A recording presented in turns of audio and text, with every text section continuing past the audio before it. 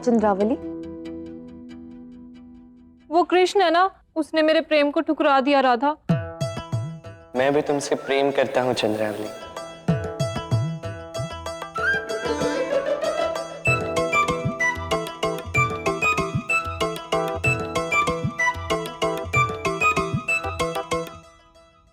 कृष्ण ने तुम्हारे प्रेम को ठुकरा तो दिया, किंतु तुम्हें झूठ बोलना बहुत अच्छे से सिखा दिया चंद्रावली।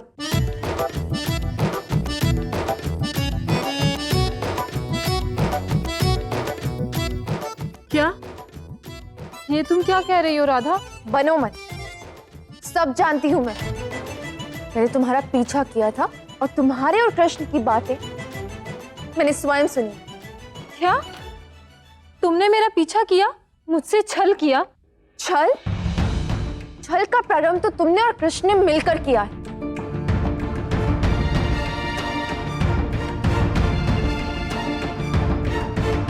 क्षमा करना राधा, मैंने तुमसे झूठ बोला, किंतु मैं नहीं चाहती कि इस समय मेरे और कृष्ण के संबंध के बारे में किसी को भी पता चले। मैं नहीं चाहती कि किसी की कुदृष्टि मेरे और कृष्ण के मधुर और नवीन संबंध पर पड़े। तुम तो जानती ही हो, लोग कितने ईर्ष्यालु होते हैं, इतनी सरलता से चिढ़ जाते हैं।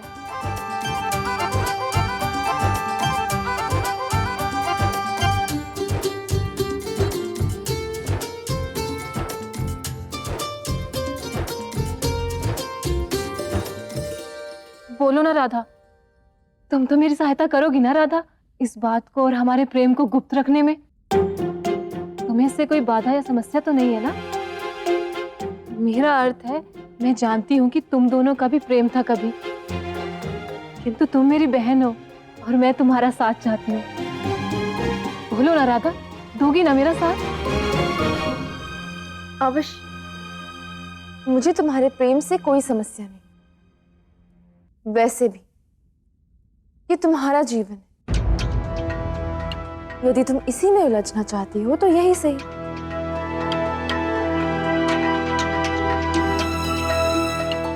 ऐसा क्यों कह रही हो राधा? क्या तुम नहीं चाहती कि मैं कृष्ण के साथ सुखी रहूं? अवश्य चाहती हूँ, बहन हो तुम मेरी। यदि तुम्हें कृष्ण ही चाहिए तो तुम उसे अवश्य ही प्राप्त कर सकती हो। धन्यवाद राधा। कृष्ण ही मेरे जीवन का परम सुख है राधा, और मैं उसे कभी खोना नहीं चाहती। और मैं बहुत प्रसन्न हूँ कि तुम भी मेरे साथ हो। और वैसे भी बहनें होती इसके लिए है, परस्पर सुख बांटने के लिए, है ना? हाँ, वो सब ठीक है। अभी मुझे जाना हो। हाँ राधा, मैं भी अब सोऊंगी। कल प्रातः कृष्ण ने मुझे मिलने बुलाया है। मुझे उसके साथ और उसे मेरे साथ समय व्यतीत करना बहुत पसंद है।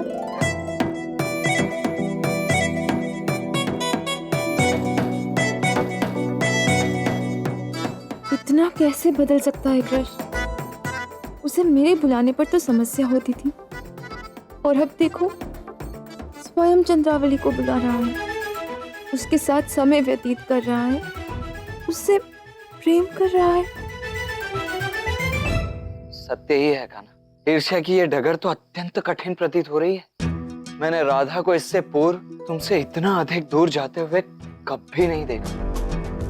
पहले तो राधा का यह द्वेष जैसे मानो उसके मन की ऊपरी सतह तक ही व्याप्त था, किंतु अब तो ऐसा प्रतीत हो रहा है कान्हा, जैसे यह द्वेष उसके मन के भीतर तक उतर चुका है और जिसे निकालना अत्यंत कठिन प्रतीत हो रहा है।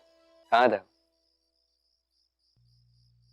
ये द्वेष गहरा है, ये पीड़ा गहरी, इसे मैं भी तो अनुभव कर पा रहा हूं। और ये इसलिए है दाऊ क्योंकि ये विकार मन की सूक्ष्मता से, मन की गहराइयों से उत्पन्न होता है। तो कान्हा कहीं बात उल्टी ना पड़ जाए, कहीं ऐसा ना हो कि इन सब प्रपंचों में राधा सत्य में अपने कान्हा से दूर चली जाए। राधा कभी कृष्ण से दूर नहीं हो सकती दाऊ। यदि राधा नदी है तो मैं सागर, बहते हुए विकार की कठिनाइयों के पर्वतों को चीरते हुए वो एक दिन केवल मुझ में समाहित होगी।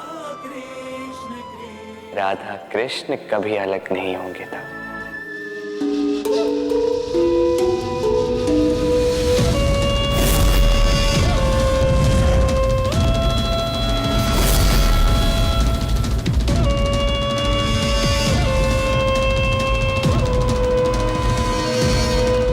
आओ, धरातल की गहराइयों से प्राप्त काल कुट विष, तुम्हारे उचित उपयोग का समय आ गया।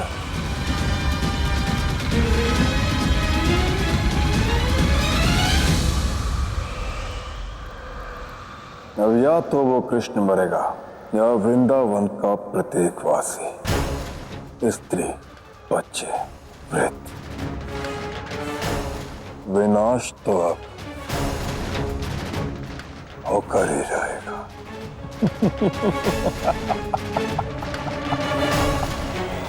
उचित है, परंतु क्षमा करें महाराज, ये सब कुछ होगा कैसे? तलातल की गहराइयों से काली माया की अनंत साधना से प्राप्त ये कालकूट विष समस्त वृंदावन में फैलेगा। वहां का अन्न पानी सब दूषित होगा। यदि वो कृष्ण सच में मायावी है तो वो अपनी शक्ति से इस समस्त विष को ग्रहण कर लेगा और मरणांतक रोग से पीड़ित हो जाएगा। उसके पश्चात तुम उसके व्यथित माता पिता का मार्गदर्शन करना और उनसे कहना, इस व्याधि का उपचार केवल मथुरा में ही प्राप्त हो सकता है।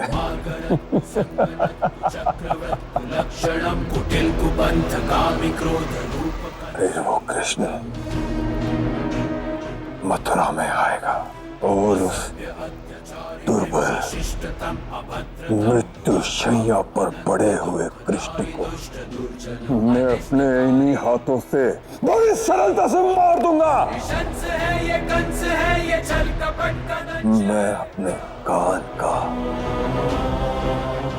स्वयं काल बनूंगा। स्वयं काल बनूंगा मैं अपने काल का।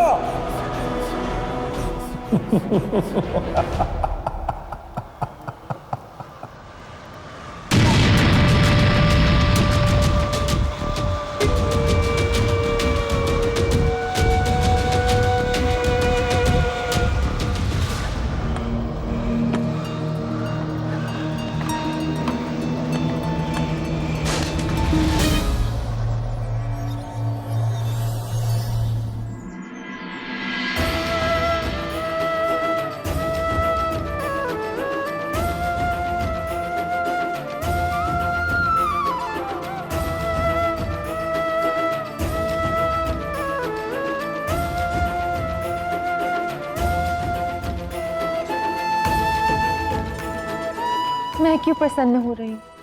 वैसे भी कृष्ण अब ये बांसुरी मेरे लिए नहीं, अपने उस नवीन प्रेम चंद्रावली के लिए बजा रहा है। कृष्ण बदल गया है, उसका प्रेम बदल गया है।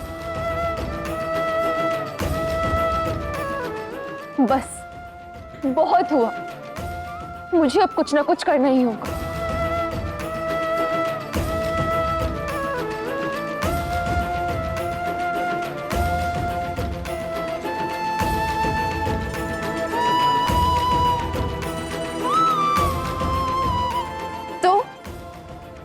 कृष्ण से मिलने जा रही हो चंद्रावली? हाँ राधा, तुम सुन रही हो ना, ये बांसुरी की मधुर धुन कृष्ण केवल मेरे लिए ही बजा रहा है। वो मुझे बुला रहा है।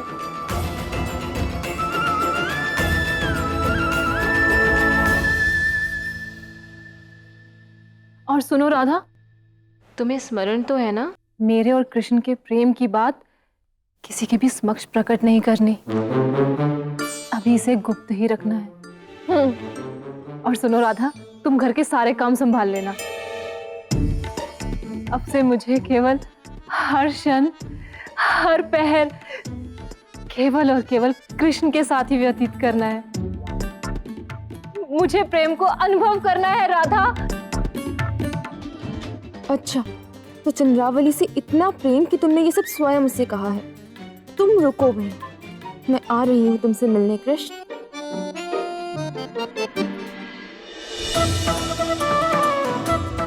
तुम बिल्कुल वैसे ही कर रही हो राधा, जैसा कृष्ण ने कहा था।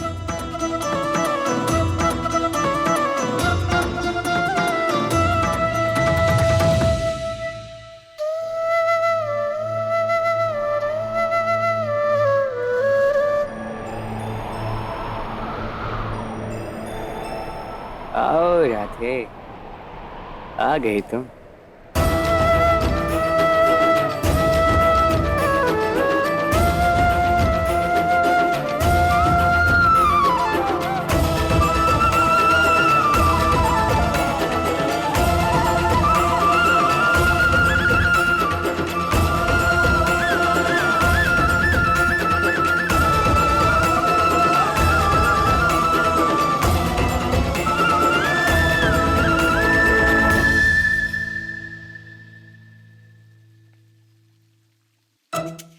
अरे चंद्रावली, तुम आ गई।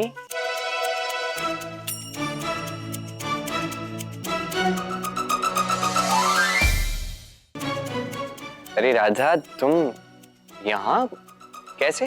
पहले मुझे ये बताओ कि तुम ये क्या कर रहे हो? पहले मुझसे कहा कि तुम मुझसे अखंड, अथाह, शाश्वत प्रेम करते हो। बोलो, कहा या नहीं? हाँ, कहा मैंने तो। फिर वही सब मेरी ही बहन चंद्रावली से कहा। बोलो, कहा या नहीं? कहा तो। फिर एक ही साथ तुम दो दो कन्याओं से कैसे प्रेम कर सकते हो? प्रेम प्रेम अनंत होता है राधा। जितना प्रेम दो उतना लौट के भी आता है। प्रेम एक ऐसा सागर है राधा जिसमें अनंत जल है। बस प्रेम का सही अर्थ समझने की आवश्यकता है। आता है, प्रेम समझ में आता है मुझे कृष्ण। हाँ, तुम्हें प्रेम समझ में आता है राधा।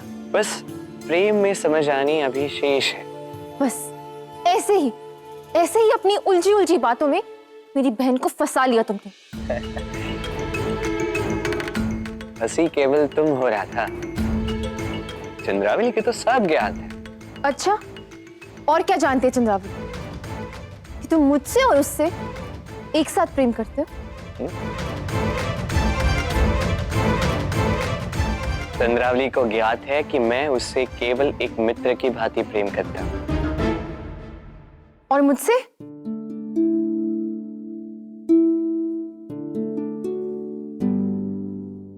तुम तो मेरी प्रेम सखी हो राधा।